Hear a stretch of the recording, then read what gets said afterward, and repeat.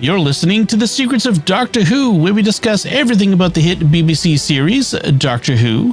And today we're discussing the fourth Doctor story, The Horns of Nimon, which is sort of like Minos. I'm Dom Bettinelli, and joining me today is Jimmy Akin. Hey, Jimmy. Howdy, Dom. Folks, if you can, and we really do appreciate when you do this, go to Apple Podcasts or wherever you get your podcast from, write a review, give us a rating, help us really get this show out to more people. That's how that works. The algorithms love it when you write reviews and give ratings. And please share the podcast with your friends. Help us grow this community of Doctor Who fans and reach even more listeners. I want to tell you about another show on the StarQuest Network that I'm sure you'll enjoy. It's Vatican II in a year. Each day, you get a little 15 to 20 minute bit of the documents of Vatican II, brought to you by Father Matthew Schneider, who explains it and breaks it apart so that it gets a little more digestible over the course of a year. So check it out, Vatican II in a year, wherever fine podcasts are found, or at sqpn.com/Vatican. And finally, stick around to the end of the show. We have a ton of listener feedback on our recent episodes, so be sure to stay tuned to the end of the show to listen to that. And finally, let's get to the show itself. Jimmy, can you give us a recap of The Horns of Nimon? This week, Doctor Who does Theseus and the Minotaur, only the labyrinth is not located at Knossos, but on Skonos. The young people to be sacrificed don't come from Athens, but Aneth. The hero isn't Theseus, but Seth, and the Minotaur is now the Nimon. It turns out that the Nimon are an interstellar race of parasitic minotaurs. They scam planets into receiving them, making promises of technology, prosperity, and conquest, only to drain the planets of all resources and eventually blow them up real good as they move on to a new planet. Currently, the Nimon race is leaving the near-dead world of Corinth, Krynoth, and they are coming to the world of Skonos. They are thus building a wormhole between the two with a black hole at each end. The fourth Doctor and Romana get stuck at the Skonon end as one of the black holes is forming, and there they encounter a ship bringing young people as sacrifices from Aneth, which has gotten stuck. The ship has gotten stuck, that is. But they make it to Skonos, where they have to run around in the Nimon's maze. Only the location of the walls changes. So this time we get running around through changing corridors. The chief dupe on Skonos is Saldid, a pantomime scientist, engineer, priest, and prophet of the Nimon who has dreams of conquest. But Romana manages to convince him that Skonos is actually being invaded by the Nimon. And so he sets off a nuclear reactor in the labyrinth so it'll explode. The Doctor and K9 then lead everyone out of the maze before it detonates and kills the Nimon, so everyone except the Nimon is happy in the end. The end. So what'd you think of this one, Jimmy? It's not great. I remember this one together with Nightmare of Eden. Yeah. They both have these, they're both like right next to each other. They both have these pretty lame monsters, you know, the mandrills and the Nimons that are just guys in big cloth suits.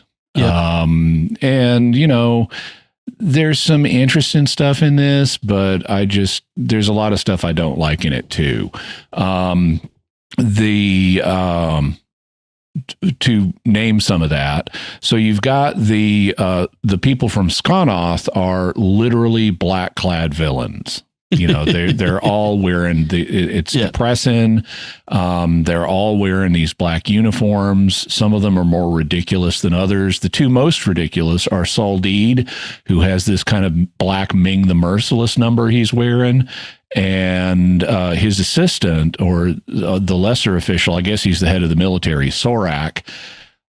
I guess it's modeled off of some European, you know, military uniforms from a few hundred years ago, maybe, but he's got this ridiculous headdress. Yeah. And ridiculous puffy arms with multiple different puffs of blackness on his arms. The acting for Saldid in particular is just over the top pantomime. And he's not taking this role seriously at all. And you know, there's some stuff with the Doctor and Romana that's interesting. So Romana this time, she continues to go through different costumes, and this time she's dressed in what's basically a fox hunting outfit. Right. So she's got a big red overcoat that she's wearing, which they don't make anything out of. It's not like the Nimon, red is supposed to enrage bulls, even though I don't know that they see red. But they don't make anything out of the fact Romana's wearing this big red coat. There's also a moment when the doctor shows up and first sees the Nimon that he does this he kind of pantomimes a toreador, a bullfighter with a red handkerchief instead of a red cape. And they don't really make a lot out of that either. It's just kind of there. I thought that on the dialogue level, some of the stuff between the Doctor and Romana is fun. Like at one point, Romana is pointing out that they've got this mineral called hymettusite that they could convert to the engine, to power the engines to get them out of the Foreman black hole. It's not a black hole yet, but they could use it to get out of where the black hole is going to form because it's a rich energy source. And the Doctor says, brilliant, I wish I'd thought of that. And Romana very cheerfully says, oh, you will, Doctor, you will. and maybe the Doctor will take credit for it. Yeah, but the fact she says it so cheerfully is what makes that line. It does. There's another little exchange that's very nice where the Doctor says, I'll tell you something interesting. When I mentioned the black hole to Soldeed, he didn't seem to know what I was talking about. And Romana very matter-of-factly says, well, people often don't know what you're talking about. and that was good too, but not all of the dialogue was good. Some of it's getting a little old. There's this recurring theme of someone pointing out something to the Doctor, the fourth Doctor, and then he adopts it as his own. And so, for example, the Doctor at one point is saying, oh, you need a computer to figure that out. And Romana says, K9. And the Doctor says, got it, K9. And it's like, okay, I've seen this train before. It's run by on these same tracks. This one's getting a little old. Right.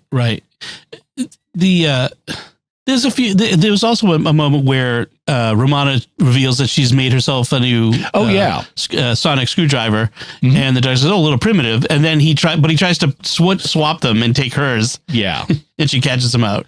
That was fun. That was nice, and I really did like that. I meant to mention that one. Yeah, there's also a nice little bit at the very end. So in the Legend of Theseus and the Minotaur, Theseus is supposed to paint his ship's sail white, right, in order to signal that he's still alive. Yeah, but he fails to do so, and he sails toward his home port with a black sail. And his father sees the black sail and jumps to his death off of their castle. And so at the end of this episode, the Doctor is talking to Romana, and he says, "I'm glad this time I reminded them to paint their ship white. The last time anything like this happened, I completely forgot. Caused quite a hoo-ha." And Romana says, "What are you talking about?" And he says, other times, other places. that was a nice subtle reference to someone who would understand and who remembers the classical story. So the Doctor was there. This one, it was okay. I always liked the story of the Minotaur in Theseus. I thought I've always liked that from the classical mythology, and there was, as you mentioned, a lot of the acting was way over the top. Especially Soldeed. Yes. But also the co-pilot of the Scannon ship. Literally about to mention that, yes. He kept, every time he walks in and sees the Theseus or Seth and the others, he has to call them, I've lost my scum. Yeah, just like literally every single time he sees them. And apparently that was an ad lib by the actor, which I think is funny. So at least he was having fun. I have to agree with him though, because now this is interesting. So in Theseus and the Minotaur, the requirement was that the Athenians send every 9 years, I think, they send 7 young men and 7 young women for the sacrifices for the Minotaur to feed on. Well, they don't have 14 young people here, but they do have 7. But only 2 of them have personalities and speaking roles. Seth, who replaces Theseus, is one of them. And the other is a girl named Tekka, who doesn't have an exact analogy in the original story. She kind of plays the same role as Ariadne, but Ariadne was the daughter of King Minos. So she was from where the Minotaur was. She wasn't an Athenian. Right. So she's not exactly the same, but Tekka is just unrelentingly supportive of Seth, as he's going to kill the Minotaur, he's going to save us all, and she's basically a one-note character, but at least she has a speaking part, and she and Seth are responsive. So like at one point when they're in the labyrinth, Romana tells all the young people to run, and only Tekka and Seth run. So the other 5 are still there. And I have in my notes 5 non-speaking, useless weakling scum who don't even flee when Romana says to. Yeah. I liked when, in the beginning, when the co-pilot says to the pilot, they don't get names, but the co-pilot says to the pilot, I'll go check, make sure the cargo is safe, which apparently entails walking into the other room and yelling weakling scum at them before walking back out. That's literally all he did, which was, I laughed out loud. And if that's all there was in the script, it's understandable why he would come up with weakling scum to give him something to do in that other room. Exactly. So one of the things that's interesting about this is the idea of like parasitic alien races that show up and promise lots of things, but are really there to take advantage. This was sort of a common theme, or it had. We saw several of these. I mean, the big one in the early 80s was V. That was a big TV series back then about these alien lizard people who come disguised as looking human, but are really there to just farm the human race. And in a slightly different key, we have the Goa'uld on Stargate, who are also basically a parasitic species. All right. Although they don't come promising anything, they just demand worship. that's why I said a different key. Yeah. But it was a pretty common theme, especially back in the 80s. We don't see as much of it now. The other thing I wanted to mention before we at this point is this. Within Doctor Who, this ended up being the last episode, the last story of season 17, which was not intentional. They planned to have the 6-parter Shada as the season finale, but a strike, or industrial action as they call it over in Britain, put the kibosh on that. So they knew the producer knew that this is a weak episode. Right. And so the plan was, we'll bury it as the next to last, and then we'll knock everybody's socks off with Shada. Yeah. But it didn't end up working out that way. So the weak story they meant to bury ended up being the series finale. And they didn't get Shada. So we've talked about Shada quite a long time ago, back in 2018 in episode 59. So if folks want to see what we had to think about that. That's a long ways back. Yeah, 7 years ago. They filmed part of it and then animated the rest, and then the rest of they released that in 2018, which is why we discussed it then. And there have been several other versions of Shada that have been released over the years too. Yeah, one of them featuring the 8th Doctor. Oh, interesting. The other thing I want to mention is Soldeed, the actor who played Soldeed, his name is Graham Crowden. And it just a little interesting note, he was actually considered for the 4th Doctor before Tom Baker got it. So that would have been interesting. I was kind of watching it and saying, how would he have been as the 4th Doctor? It would have been a very different 4th Doctor, that's for sure. He wouldn't have presumably played it this pantomime, because he's just totally over the top all the time. Yes. Just chewing the scenery in this. Even in his death, I mean, when he sets off the nuclear reactor, it's not in the script, but he's cackling maniacally. It is. He has got a great evil villain laugh going there. That is true. And 2 stories in a row where the Doctor manages to run the TARDIS into another spaceship.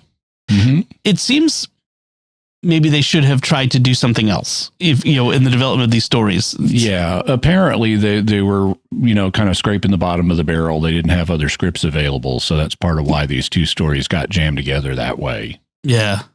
The monsters also do not look convincing. I mean, I will say the Nimon look better than mandrills, but it's another guy in a big dark cloth suit, and you can see they're wearing like 10-inch platform shoes to make them taller. And you saw the soles of their shoes at one point, which was funny. Yeah.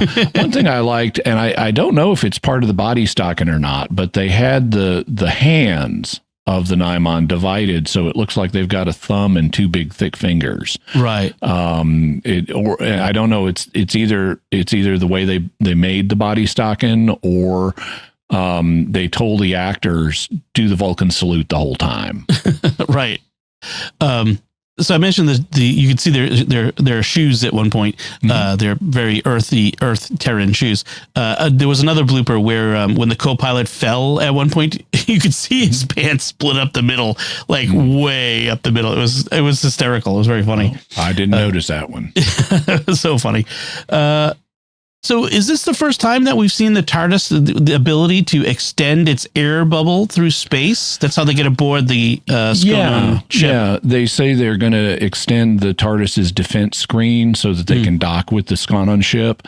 I don't recall an earlier one. I couldn't swear that it's the first time we've seen it, but it's the first one I remember. And then they later do the same thing, like in the Matt Smith era, to great effect, where the Doctor has Amy Pond floating around in space in the air bubble surrounding the TARDIS and stuff. Right. That doesn't seem safe. I don't think OSHA would approve. Depends on how good your defense shield is. That's true. The Doctor does get a line in about guns. Again, in this era, the Doctor is not as militantly against using weaponry as he is later.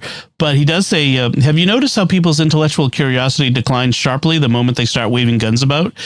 He says this in reference to the pilot and co-pilot, as he's trying to explain what's going on to them, and they're just have no, they're not ready for it. They don't want to hear it. Yeah, that also brings up something else, which is the practical effects they use on the show. Like I'm very forgiven with practical effects. It doesn't bug me if they're using dodgy color separation, or it doesn't bug me if they're if these are clearly cardboard computers that have been painted and had some flashing lights, but none of that bugs me because it's budgetary and technological restrictions. But every once in a while, I do have to take note of what they're doing. Like in the second Tom Baker story, where the Doctor he's on Nervous Station and he faces off against the Weirin. It's very clear the larval stage of the Weirin is just bubble wrap that someone has partially spray painted green, but it's also partially just clear bubble wrap, transparent bubble wrap. Yep. And in this one, the Skonon guns all have glow sticks affixed to them, and so it's like, okay, I see what you're doing there. It's I'm not judging you, but it's like, okay, that's just a glow stick. The poor prop guys. You've got $1.98 to make the guns for this episode. And glow sticks were a bigger thing, in the early 80s. They were newer. Yeah. Yeah. So they at one point abandon the Doctor. They leave him behind, and Romana gets very fierce with the co-pilot, demanding that he go back. I mean, she's really ready to throw down with him at one point. It was very interesting. Yeah, I thought Romana was a little out of character with how harsh she gets at a few points in this story. Yeah. I mean, I get what I mean. She almost like Amy Pond levels of fierceness. The Scottish temper. It gets very close to getting shot. Actually, a couple times with this guy. So yeah, you're right. It is a bit out of character. We find out that Seth is actually not really a prince. He's a pretender. Yeah, this is weird, and I didn't get how this was supposed to work because so when Tekka initially introduces him, she says, "This is Seth, the Prince of Anath." Okay, and so princes are pretty high up in the social order and people know their life histories. But then later Seth says, I'm not really a prince, I'm a runaway. And I just made up a story and the king accepted it. So what was the story he made up? I mean, did he claim to be a lost prince, or did he claim, or did he claim something else? And the king said, oh, we'll pretend you're my son, or exactly what happened there. Yeah. It's a strange addition to the story. I guess it's meant to, I guess the reason it's there is to add some character depth to Seth, to make it clear that he doesn't really have any great plan to defeat the Nimon. He's just kind of bluffing his way through all this, and that adds some character depth to him. But it's so confusing. I don't know what they, if you're going to add character depth, it needs to make sense. And I don't think they explored it enough to let it make sense for the viewer. And he's very, he's very, has a lot of self-doubt, low self-confidence, but in the end he actually is the hero. He does save the day, although really K9 saves the day again. K9 saves the day, and the one who kills the Nimon is, Seth does get an upgraded blaster staff when Romana visits the Corinth world, whatever they call it, and there she meets a guy named Sezom, which is Moses spelled backwards, who I don't know why they did that. Because he doesn't have any connection to Moses. Moses was never in Corinth. No. And this guy is not like Moses at all. He's not a lawgiver. But he's figured out this mineral that they have on the Corinth world, Krinoth, will upgrade the kind of staffs that the Nimons give their chief dupes, like Saldid. And so you just shove the crystal of this mineral into the focal point on the tip of the staff, and it'll upgrade it and make it capable of at least stunning the Nimon. And so Seth has Saldid's staff, his blaster staff, and so Romana tells him shove the crystal into it, and he does, and he then does get to stun some Nimon. He doesn't get to kill any. The one who kills them all is actually Saldid when he sets off the nuclear reactor. Right. And so that's the principal thing. That's what solves the problem, is for the overall plot. That's what deals with the villain, is Saldid, who deals with the villain. And then the Doctor and K9 just get everybody out of the blast radius. Right. So it's kind of a low agency solution for the Doctor. Yeah. The Nimon keep talking about, one of the things their strange ways of talking is they keep referring to the great journey of life. Yeah. Which to them means their parasitic pattern of sucking one planet dry and then moving on to the next. Right. I suppose to Saldid and the guy from Krinoth, it sounded very like, oh no, it's just like a very elevated philosophical attitude about raising up other races or something. But yeah. Jasonite was the mineral, by the way. Like with the Argos. Yeah. Lots of references to Greek mythology. So I think, that's all the notes I have. Did you have any other notes on this one, Jimmy?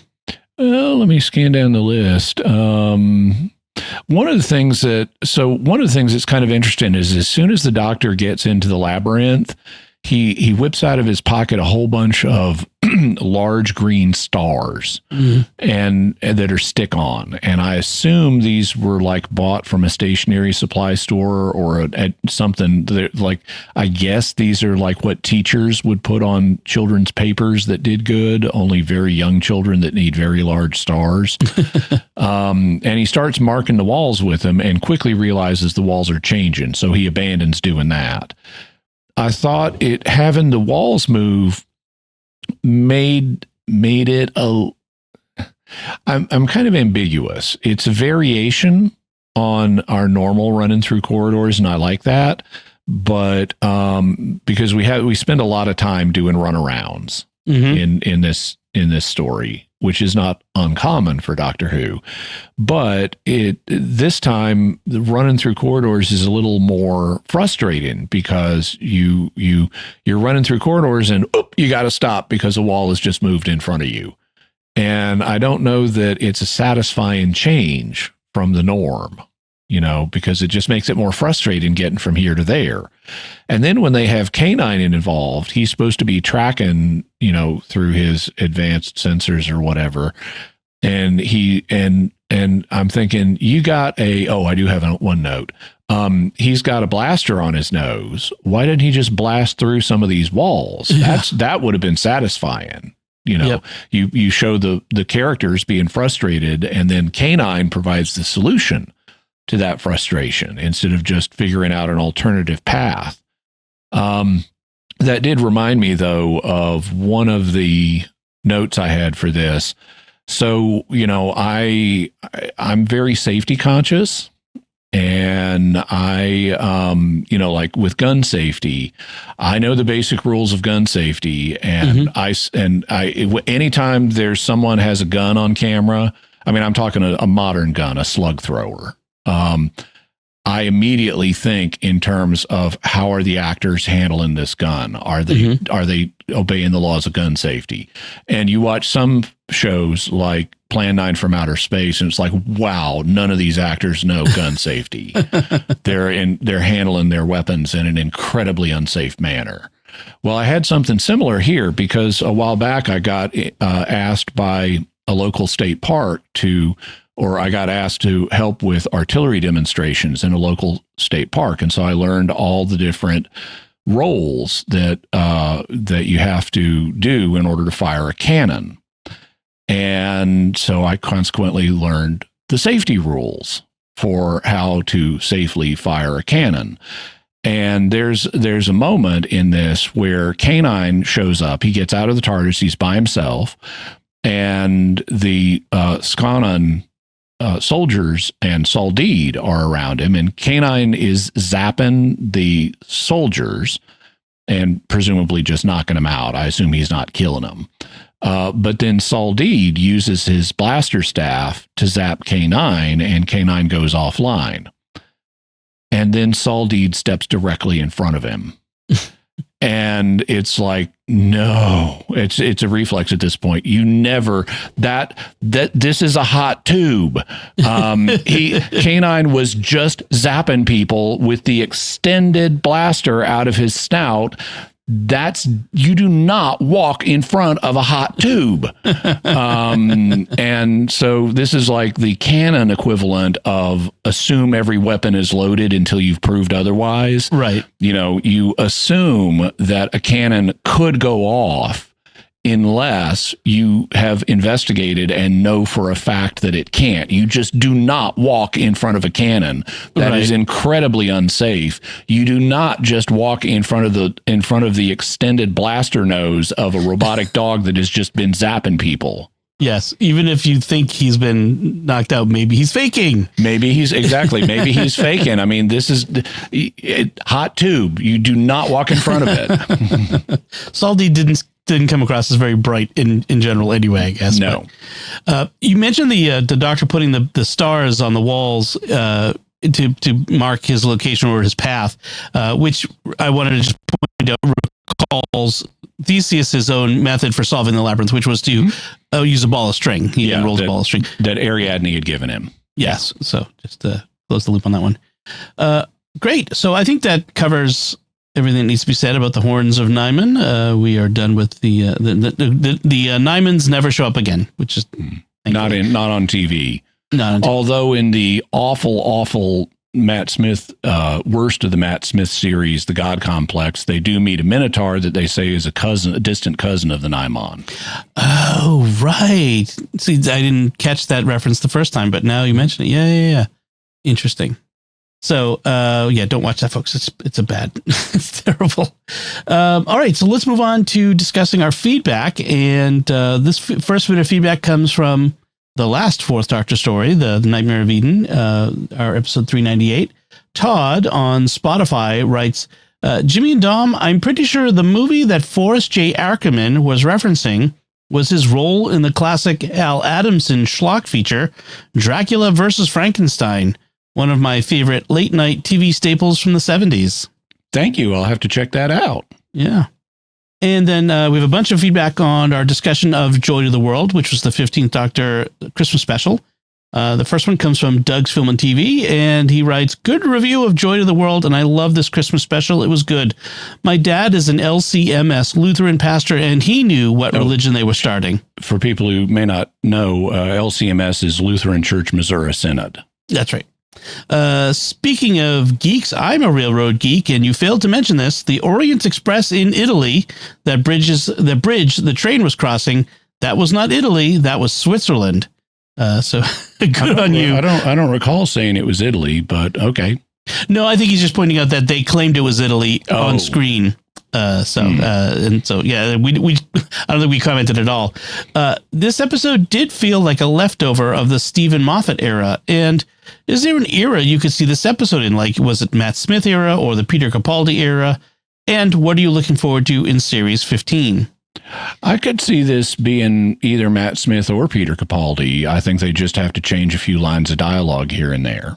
I mean, Capaldi was, you're going to get the gruff, cynical Scotsman. Smith will be the hyper guy. I'm not sure Capaldi would have been as good at a year at the hotel bit. I think the Matt Smith kind of did that with the slow invasion. Yeah. The Power of Three. Yeah.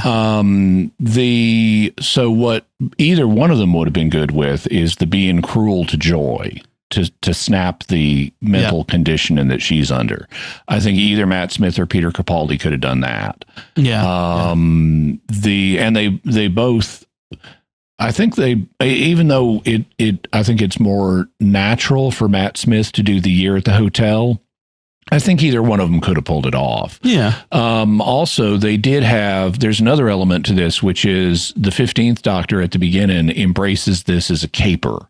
Like he enlists the hotel security guy as we're going undercover.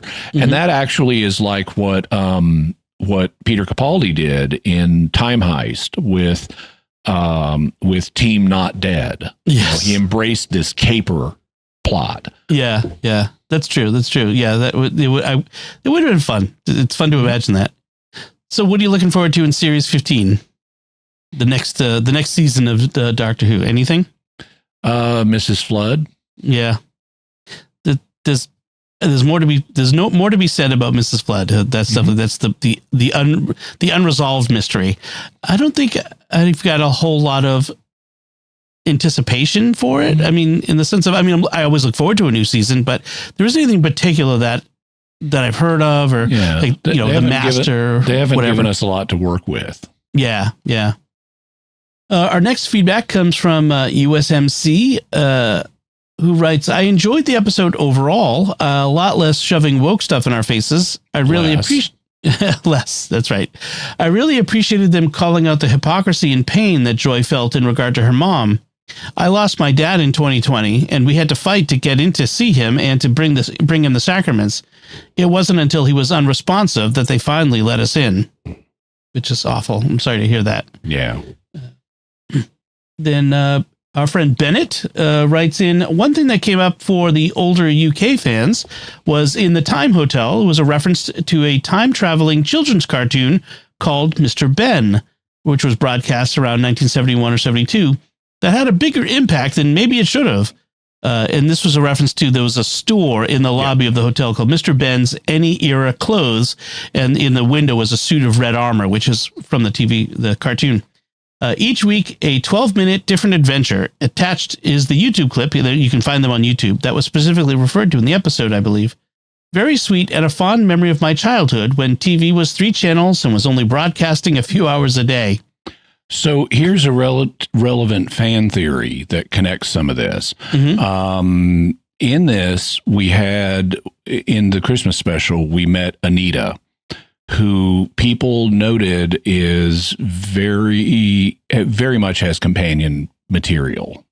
She would be a good companion, but she ends up as an employee of the Time Hotel. And And she knows about the Doctor because she spent a year with him. She knows about the TARDIS. And she looks like a younger version of Mrs. Flood.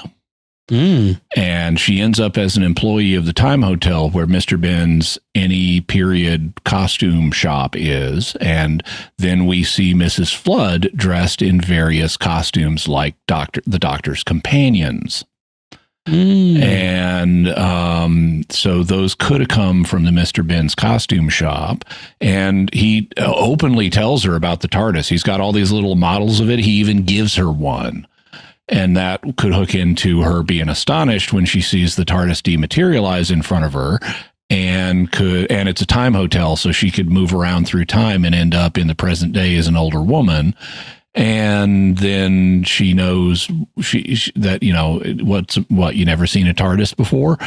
They would explain a lot about her if she's an older version of Anita. Now, whether that's true or not, I have no clue. I'm not betting the farm on it, but it is an interesting fan theory. It would be a very clever insertion, like, oh, here's this character. Don't you love her? Mm-hmm. Oh, it's this person. Yeah. Yeah, that would be fun. And then Bennett continues, the actress who plays Joy has become quite famous for her roles in Bridgerton, and before that, the slightly coarse but very funny Derry Girls. Although Derry Girls is a little too coarse, it's a well-observed comedy set in the Catholic community of conflict-torn Northern Ireland, living on the border, and it was a smash success. One might say her star is in its ascendancy. I see what you did there, Bennett. I do agree you find yourself asking why she was cast, especially if you don't really know who she is. And this is a perennial problem for us as Americans. We just don't have the same knowledge or cultural resonances of a lot of the guest stars on Doctor Who. And as you know, older men in our 50s, we don't watch Bridgerton, which is a Netflix thing, and it's definitely not in our wheelhouse. Then Colin Smith writes on X, that was a good podcast reviewing Joy to the Worlds. However, you didn't bring up the second, much darker bootstrap paradox. Joy was sad about her mother's death on Christmas. Joy, under the influence of the starseed, kills her mother. That's a messed up paradox. Well, I think you could argue that. I think you could also argue that Joy saves her mother. Yeah. Because exactly what's going on at this point in the story is underdeveloped. Thank you, Stephen Moffat. Yes. She disappears, maybe saves her before the moment of death and absorbs her into the star or whatever. That's so she gets to live forever, even though that makes no sense. Exactly. All right. That is all of the feedback we have for now. And we do love getting your feedback. So please be sure to send it in. But now we'd like to take a moment to thank our patrons who make it possible for us to create The Secrets of Doctor Who, including Andrew W., Thomas H., Bjorn H., Sarah W., and Joelle F. Their generous donations at sqpn.com/give make it possible for us to continue The Secrets of Doctor Who and all the shows at StarQuest. And you can join them by visiting sqpn.com/give.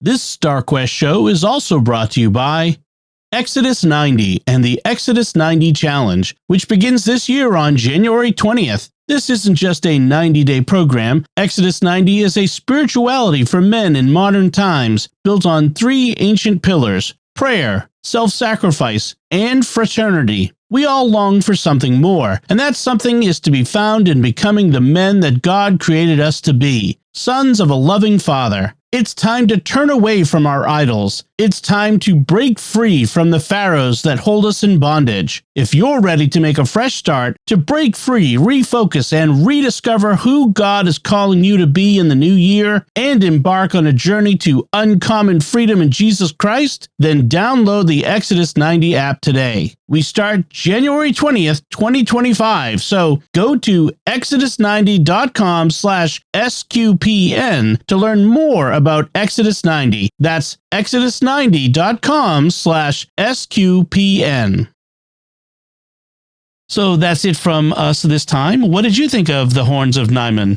Let us know by commenting on the show at sqpn.com, the Secrets of Doctor Who Facebook page, send an email to drwho@sqpn.com, visit the StarQuest Discord community at sqpn.com/discord, or comment on our YouTube channel where you can watch The Secrets of Doctor Who at youtube.com/StarQuestMedia.